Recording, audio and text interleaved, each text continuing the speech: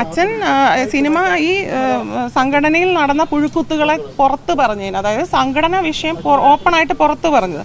സംഘടനയിൽ മാഫിയയാണ്, ഗുണ്ടായിസമുണ്ട്, ഇത് അംഗങ്ങളുടെ വെൽഫെയറിന് വേണ്ടിയുള്ള ഒരു സംഘടനയല്ല, അമ്മ എന്ന് പറയുന്ന സംഘടന ഒരു കോടാലിയാണ് എന്നൊക്കെ മാധ്യമങ്ങളോട് ആ കാലഘട്ടത്തിൽ, അത് 2010 കാലഘട്ടമാണെന്നാണ് എൻ്റെ ഓർമ്മ, ആ സമയത്ത് ഓപ്പണായിട്ട് പറഞ്ഞതിന് സംഘടനാ വിഷയം പുറത്തു പറഞ്ഞു എന്ന പേരിലാണ് അച്ഛന് എതിരെ ആ ഒരു നടപടി ഉണ്ടായത്. അതിലും വലിയ വിഷയങ്ങൾ ചെയ്ത ആൾക്കാരെ ഇതിനകത്ത് തന്നെ പിന്നീട് നിലനിർത്തുന്ന കാഴ്ചകൾ നമ്മൾ പിന്നീട് കണ്ടു. ഇപ്പോൾ ഈ വിഷയത്തിൽ പോലും ഇത്രയും ഒരു വലിയ പ്രശ്നങ്ങൾ ഈ ഇതിലുണ്ടായതായിട്ടൊരു റിപ്പോർട്ട് വന്നിട്ട് പോലും അവർ വ്യക്തമായ രീതിയിൽ അമ്മയുടെ ജനറൽ സെക്രട്ടറി പ്രതികരിക്കാൻ തയ്യാറായിട്ടില്ല.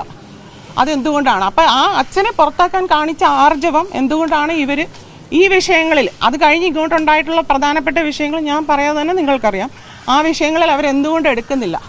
ഇത് ഒരിക്കൽ ചോദ്യം ചെയ്തതാണ് ഈ ഇരട്ടത്താപ്പ് നയം. ഈ പേരുകൾ പുറത്തു വരാതെ ഇതൊരു ആരോപണങ്ങൾ മാത്രമേ തുടങ്ങിയാൽ ഇത് പുറത്തുവച്ചതിന് ശേഷം നേരത്തെ ഉണ്ടായ പോലെ ഒതുങ്ങി പോകുന്നില്ല. പേരുകൾ പുറത്ത് പറയില്ല എന്ന് ഞാൻ പറഞ്ഞിട്ടില്ല. അത് ഒരു അവസരം, അതിനൊരു സിറ്റുവേഷൻ വെയിറ്റ് ചെയ്യാം നമുക്ക്. അതായത് അച്ഛനെതിരെ ഈ സംഘടനയിൽ വലിയ നീക്കം ആദ്യം മുതലേ ഉണ്ടായി എന്നാണ് വിശ്വാസം. അതെ, ആ ആളുകൾ തന്നെയാണ് ഇപ്പോഴും ഈ സംഘടനയെ ഭരിക്കുന്നത്. ഈ റിപ്പോർട്ട് പുറത്തു വരുന്ന സമയമായപ്പോൾ കുറച്ച് പേരൊക്കെ മാറിയിട്ടുണ്ട്. ഇനി അതുകൊണ്ടാണോ മാറിയത്, അതോ അവർ ടയേർഡ് ആയതുകൊണ്ടാണോ എന്ന് എനിക്കറിയില്ല. അച്ഛന് മോശം അനുഭവം സിനിമയൊന്നുണ്ടായി നേരത്തെ ഉണ്ട്, അതായത് 2010 മുൻപേ തന്നെ ഉണ്ട്. അച്ഛന് തുടർച്ചയായിട്ട് അവാർഡ് കിട്ടിയപ്പോൾ, അവാർഡുകൾ ഒരു 80 to 90s ഇടയ്ക്ക് കുറേ സപ്പോർട്ടിങ് ആക്ടർ, ബെസ്റ്റ് ആക്ടർ ഒക്കെ കിട്ടിയപ്പോൾ ആ അവാർഡ് കുത്തക നമുക്ക് പൊളിക്കണ്ടേ എന്ന് പറഞ്ഞുകൊണ്ട് ഇപ്പം ഒരു 3-4 പേര് ചേർന്ന് കൂടിയ ഒരു സംഘടനയാണ് ഈ അമ്മ സംഘടനയായിട്ട് പിന്നീട് പന്തലിച്ചത്. അച്ഛന് ഒരു കാര്യം, വൺ ഓഫ് ദ റീസൺ. അല്ലാതെ ഇവരുടെ മെയിൻ അജണ്ട ഞാൻ ഓൾറെഡി പറഞ്ഞു കഴിഞ്ഞു. അതായത് എല്ലാവരെയും just to keep them in line, ഒരു നിലയ്ക്ക് നിർത്തുക, അവരുടെ കൺട്രോളിൽ നിർത്തുക, അത് തന്നെയാണ് ഇതിന്റെ മെയിൻ അജണ്ട. ജാതിയുടെ പേരിലും നിലക്ക് നിർത്താൻ ശ്രമിക്കുന്നത് ആരൊക്കെയാണ്? അത് ഹേമ കമ്മിറ്റി റിപ്പോർട്ടിൽ ഓൾറെഡി പറഞ്ഞ വസ്തുതയല്ലേ, 15 അംഗ പവർ കമ്മിറ്റി വിത്ത് ഹിഡൻ അജണ്ട.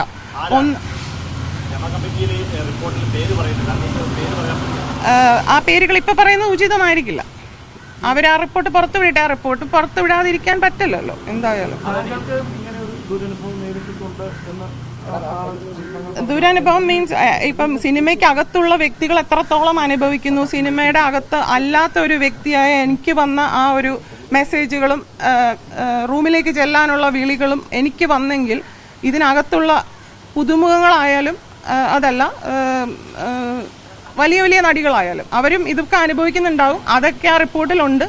അപ്പം അവർക്ക് ഉണ്ടായ അതേ വിഷയം തന്നെ ഇതിനപ്പുറത്തുള്ള ഒരു വ്യക്തിക്കും ഉണ്ടായി എന്നുള്ളത് കാണിക്കാൻ വേണ്ടിയിട്ടാണ് ഞാനത് പറഞ്ഞത്. തീർച്ചയായിട്ടും അച്ഛനെ പുറത്താക്കിയതിൽ അച്ഛനോട് എനിക്ക് മാപ്പ് പറയണം, എനിക്ക് മോളോട് സംസാരിക്കണം. മോളെന്നാണ് എന്നെ വിളിച്ചത്. കാരണം ഞാൻ ചെറുപ്പം മുതലേ കണ്ടിട്ടുള്ളവരാണ് അവരൊക്കെ. അപ്പോൾ ഞാൻ പറഞ്ഞത് നമുക്കത് ഫോണിലൂടെ പറഞ്ഞാൽ പോരെ, അതിനെ നേരിട്ട് കാണണ്ടല്ലോ എന്ന് പറഞ്ഞു. അതെ,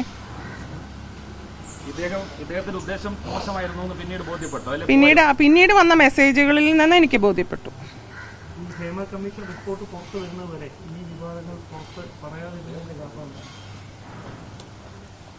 അത് ഞാനല്ല, എൻ്റെ അച്ഛൻ പറഞ്ഞിട്ട് മുഖവിലക്കെടുക്കാത്ത കാര്യം ഞാൻ വന്ന് പറഞ്ഞാൽ അത് ആരാണ് മുഖവിലക്കെടുക്കുന്നത്? ഇപ്പം ജസ്റ്റിസ് ഹേമ കമ്മിറ്റി റിപ്പോർട്ട് സ്ഥിരീകരിച്ചു. തെളിവില്ലാതെ എന്തായാലും അതിൽ എഴുതില്ലല്ലോ. അപ്പോൾ മാത്രമാണ് എനിക്കത് പറയാനുള്ള ഒരു ഓപ്പർച്യൂണിറ്റി ഉള്ളത്. അതെ, ഇപ്പം മാഡം നിങ്ങൾക്ക് ഉണ്ടായിട്ടുള്ള ഒരു ദുരനുഭവം പറയുന്നുണ്ട്.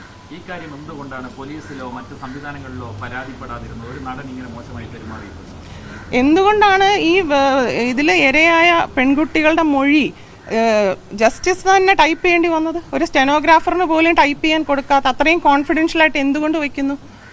ഇവർക്ക് അതിൻ്റെ മുകളിലുള്ള ആധിപത്യം എല്ലാ മേഖലയിലും ഇവർ വിചാരിച്ചാൽ എല്ലാവരെയും ഒതുക്കാമെന്നുള്ള ആധിപത്യം.